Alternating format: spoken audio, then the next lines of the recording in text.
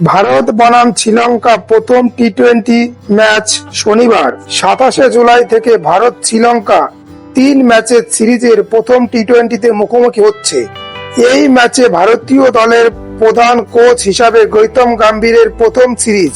ভারতীয় ক্রিকেট দলের টি-20 স্থায়ী ক্যাপ্টেন হিসাবে সূর্যকুমার যাদবের এটি প্রথম ম্যাচ।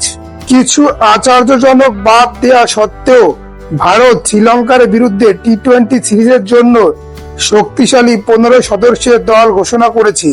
দলের সহ অধিনায়ক হিসাবে রাখা হয়েছে শুভমান গিলকে।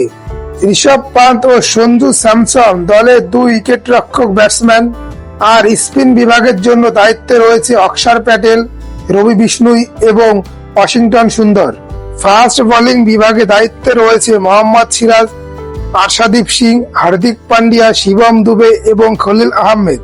বন্ধুরা, ভিডিওটি বিস্তারিত শুরু করার আগে আপনাদের কাছে একটা অনুরোধ, আপনারা যদি আমার চ্যানেলে নতুন হয়ে থাকেন তাহলে চ্যানেলটিকে সাবস্ক্রাইব করে পাশে থাকা বেল আইকন বাজিয়ে দিন এবং আমার সঙ্গে থাকুন। আপনাদের কাছে সম্পূর্ণ ভিডিওটি দেখার অনুরোধ রইল। 3 ম্যাচের এই টি-20 সিরিজে প্রথম ম্যাচ শ্রীলঙ্কা ও ভারত উভয়ের পক্ষেই খুবই গুরুত্বপূর্ণ। দুটি দলই চাইবে প্রথম ম্যাচ জয় দিয়ে শুরু করতে।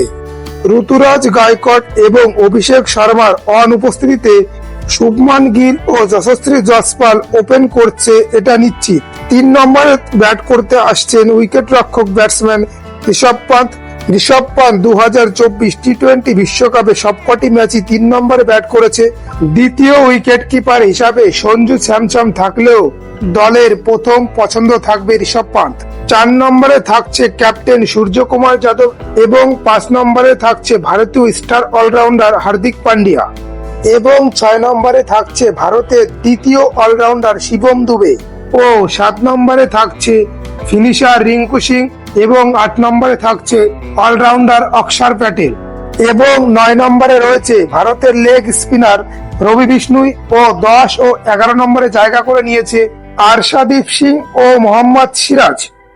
এক নজরে ভারতের প্রথম টি-20 ম্যাচে সম্ভবত প্লেইং 11 হচ্ছে শুভমান গিল ও যশস্বী জয়সওয়াল ওপেনিং, 3 নম্বরে ঋষভ পান্ত, 4 নম্বরে সূর্যকুমার যাদব, 5 নম্বরে হার্দিক পান্ডিয়া, 6 নম্বরে শিবম দুবে, 7 নম্বরে রিঙ্কু সিং, 8 নম্বরে অক্ষর প্যাটেল, 9, 10 ও 11 নম্বরে রয়েছে আর্শদীপ সিং, মোহাম্মদ সিরাজ ও রবি বিষ্ণুই। বন্ধুরা, আপনাদের প্লেইং 11 কি হতে পারে কমেন্টের মাধ্যমে জানাতে পারেন। ক্রিকেটের এমন অনেক ভিডিও পেতে চ্যানেলটিকে সাবস্ক্রাইব করে পাশে থাকা বেল আইকন বাজিয়ে দিন এবং ভিডিওটি লাইক ও শেয়ার করুন। আজকের পর্ব এই পর্যন্ত। পরবর্তী পর্বে আপনাদের সঙ্গে দেখা হবে নতুন একটি বিষয় নিয়ে। ততক্ষণে আপনারা সকলে ভালো থাকুন, সুস্থ থাকুন এবং ভিডিওটি শেষ পর্যন্ত দেখার জন্য আপনাদের সকলকে অসংখ্য ধন্যবাদ।